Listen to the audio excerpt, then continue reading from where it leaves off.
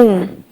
Desenhe pelo menos 5 diferentes placas de sinalização de rodovias ou de vias urbanas. Aponte quais indicam distância de tempo e limite de velocidade. 2. O que significam as placas que indicam distância, por exemplo, lombada a 300 metros, restaurante a 3 quilômetros, próxima cidade a 22 quilômetros. A lombada, o restaurante ou a cidade estão longe ou perto? 3. O que significam as placas que indicam tempo? Por exemplo, posto a 5 minutos, restaurante a 15 minutos. 4. Será que todos chegam a essas localidades no tempo indicado? Explique. 5. Pode-se demorar um tempo muito menor que esse?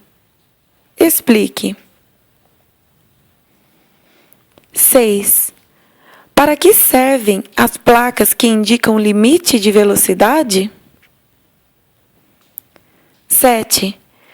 Por que a velocidade dos veículos é expressa em unidade de distância dividida por unidade de tempo, como quilômetros por hora, metros por segundo ou centímetros por segundo? 8. Ao lado de uma placa de estrada que indica o limite de velocidade de 90 km por hora, há outra placa que mostra que a cidade de São Jorge dos Cascais está a 33 quilômetros. A. Ao avistar essas placas, respeitando o limite de velocidade, qual é o menor tempo que um motorista pode demorar para chegar à cidade? B. Caso 1. Se um veículo demorar 25 minutos para chegar à cidade, tendo trafegado em velocidade constante, ele poderá ser multado por excesso de velocidade? Determine sua velocidade. C. Caso 2. Se um veículo demorar 20 minutos para chegar à cidade, ele poderá ser multado por excesso de velocidade? Determine sua velocidade. D. Caso 3.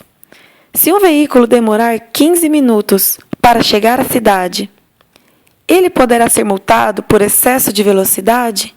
Determine sua velocidade. E. Complete os valores das velocidades obtidas nas 3 diferentes unidades de medidas indicadas.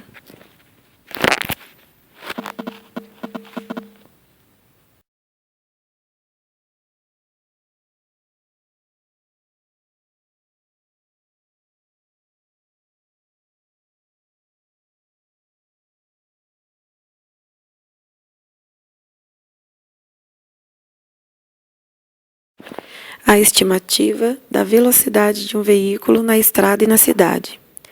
A velocidade média de um veículo pode ser calculada partindo da medida da distância entre 2 pontos estratégicos, uma árvore próxima à pista, o início de uma ponte, o final de uma curva, a distância entre 2 placas indicativas de posição, etc. Isso possibilita determinar o tempo mínimo em que um veículo pode percorrer esse trajeto, usando a velocidade máxima permitida. Nas estradas, os policiais ainda utilizam esse procedimento para determinar se um veículo ultrapassou a velocidade máxima. Se um veículo percorrer o trajeto em um tempo maior ou igual ao calculado, ele está dentro dos limites de velocidade. Mas, se percorrer o trajeto em um tempo menor, ele infringiu o limite de velocidade e deverá ser multado. O policial usará a distância percorrida entre os 2 pontos e a medida de tempo registrada para determinar a velocidade média do infrator, dividindo a distância percorrida pelo tempo medido. Já nas cidades, usam-se as lombadas eletrônicas. Elas possuem 2 sensores de pressão localizados no asfalto, que determinam a distância percorrida pela roda do veículo. Se um marcador digital de tempo que identifica os infratores. O tempo é medido entre o disparo e o travamento do marcador, por meio dos sensores de pressão fixados no chão, ajustados para acionar quando um veículo motorizado passa sobre eles. Motocicletas pequenas e bicicletas muitas vezes não disparam o sensor. Há ainda lombadas eletrônicas, que além de medir, também indicam ao motorista a velocidade média do veículo em um painel eletrônico luminoso.